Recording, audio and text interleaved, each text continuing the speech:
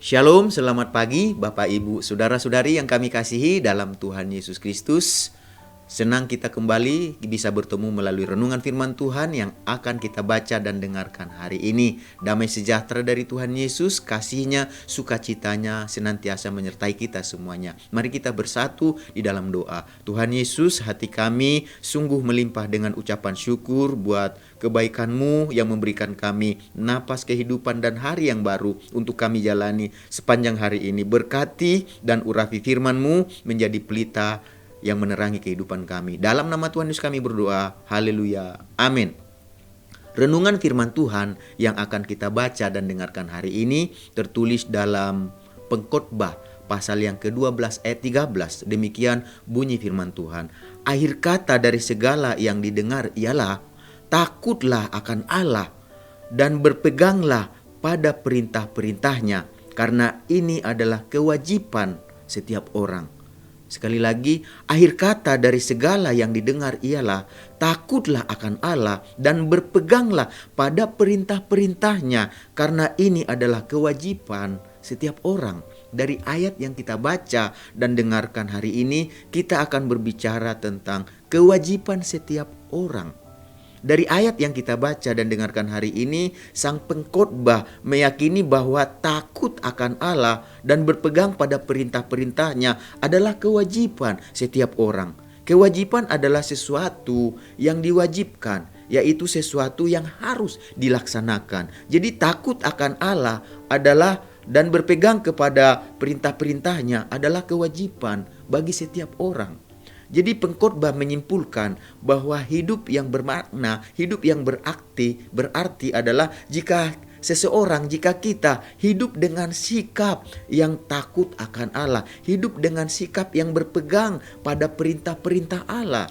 Jadi supaya kita takut akan Allah dan memegang perintah-perintahnya, kita harus mengenal Allah terlebih dahulu. Dan kita tidak mungkin mengenal Allah kalau kita tidak pernah mendengarkan perintahnya, mendengarkan firman-Nya, mempelajari firman-Nya, membaca firman-Nya di mana? Melalui Alkitab yang tertulis. Karena ketika kita membaca Alkitab, itu Allah berbicara kepada kita melalui yang tertulis. Dan ketika Allah berbicara kepada kita, kita mengenal Allah, kita tahu siapa Allah, apa yang menyenangkan hatinya, apa yang Dia mau, apa yang Dia inginkan. Dan dengan demikian, Bapak Ibu Saudara-saudari yang kami kasihi dalam nama Tuhan Yesus, bacalah Alkitab kita. Karena Alkitab adalah firman Allah yang tertulis. Allah akan berbicara kepada kita ketika kita membaca Alkitab. Jadi bacalah firman Allah dengan hati yang takut akan Allah, dan milikilah kerinduan untuk melakukan kehendak-Nya. Supaya apa? Supaya kehidupan kita terus diperbaharui, terus diproses dari hari ke hari sampai kita menuju kesempurnaan, menjadi sama, menjadi serupa dengan Kristus. Karena itulah tujuan kita hidup sebagai orang yang percaya. Jadi dengan begitu segala sesuatu yang kita miliki dalam kehidupan kita seperti pengetahuan, hikmat, pekerjaan, jabatan, kesuksesan, ibadah, kekayaan, dan nama baik menjadi tidak sia-sia ketika kita memiliki di dalam kehidupan kita sikap yang takut akan Allah dan sikap yang berpegang kepada perintah-perintahnya. Apa yang kita miliki menjadi berarti dan tidak sia-sia. Jadi sebaliknya, hal-hal yang telah kita miliki, yang seperti yang kita katakan di atas tadi, hal-hal tersebut menjadi sarana bagi kita untuk memuliakan Allah, sarana bagi kita untuk menikmati kemuliaannya dalam kehidupan kita. Jadi pada akhirnya kita akan mengetahui dan menemukan kebahagiaan yang sesungguhnya dalam kehidupan kita adalah jika kita melakukan kewajiban kita, dan kewajiban itu berdampak bukan hanya untuk yang sekarang, tetapi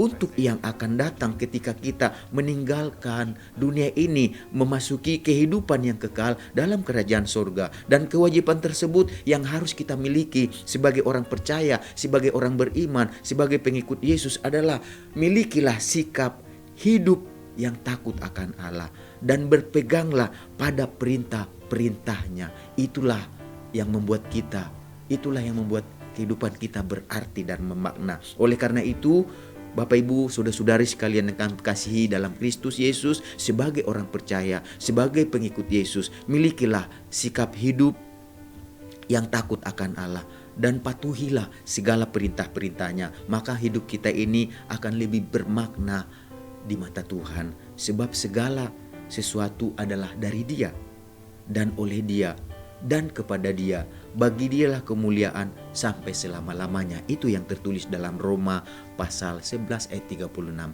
Mari kita sama-sama bersatu di dalam doa. Tuhan Yesus, kami mengucap syukur buat firman-Mu yang mengajar kami dalam kehidupan ini, supaya kami melakukan apa yang menjadi kewajiban kami sebagai orang percaya, sebagai pengikut Kristus, pengikut Yesus, yaitu kami memiliki sikap di mana kami takut akan Allah dan kami memiliki hati yang rindu berpegang dan melakukan taat kepada perintah-perintah-Mu Tuhan Yesus. Karena kami tahu Tuhan Yesus, ketika kami memiliki sikap kewajiban tersebut sebagai orang percaya, kami bukan hanya bermakna di dalam dunia ini Tuhan Yesus, tetapi kami juga bermakna ketika kami meninggalkan, mengakhiri dunia ini, karena kami mendapatkan kehidupan yang kekal di dalam Yesus, yaitu kerajaan surga yang Kau sediakan bagi kami. Dan itu tidak akan terjadi kalau kami tidak melakukan apa yang bermakna, apa yang wajib kami lakukan dalam kehidupan sebagai orang percaya, yaitu kami harus takut akan Allah dan kami harus berpegang kepada perintah-perintah Allah. Itulah yang membuat kami berarti di dunia ini dan sesudah kami meninggalkan dunia ini. Biarlah kami memiliki sikap yang benar terhadap firman-Mu. Kami haus dan lapar terhadap kebenaran-Mu. Kami mempelajarinya, kami membaca dan mendengarkannya, dan kami melakukannya, supaya kami Tuhan melihat kasih Tuhan, kuasa Tuhan lewat hidup kami. Terima kasih Tuhan, berkati juga saat ini bangsa kami, negara kami Indonesia dengan segala pergumulan persoalannya. Kami percaya Tuhan mempercayakan pemerintah yang ada, presiden, wakil presiden, menteri yang ada, melalui mereka Tuhan pemimpin yang dipercaya memerintah bangsa ini. Biarlah Tuhan kuasa-Mu dinyatakan, beri mereka kemampuan untuk mengelola, mengatasi pergumulan masalah yang ada, baik itu dalam bidang ekonomi, sosial, budaya, politik, dan keamanan. Semuanya boleh tercipta dengan baik dengan pertolongan Tuhan melalui pemimpin yang ada. Berkati anak-anak-Mu, umat-Mu yang ada di tengah bangsa ini. Jadikan mereka berdampak yang baik, berpengaruh yang baik bagi bangsa ini, sehingga nama Engkau dimuliakan. Berkati anak-anak-Mu yang digemalakan oleh Bapa Penitali. Amin. Kami semuanya yang mendengarkan renungan pagi hari ini, biarlah damai sejahtera-Mu, sukacita-Mu, kasih-Mu, segala berkat yang terbaik dalam firman-Mu menjadi bagian kami sepanjang hari ini, menyertai kami sepanjang hari ini. Dalam nama Tuhan Yesus kami berdoa. Haleluya. Amin. Selamat beraktivitas. Tuhan Yesus memberkati kita semuanya.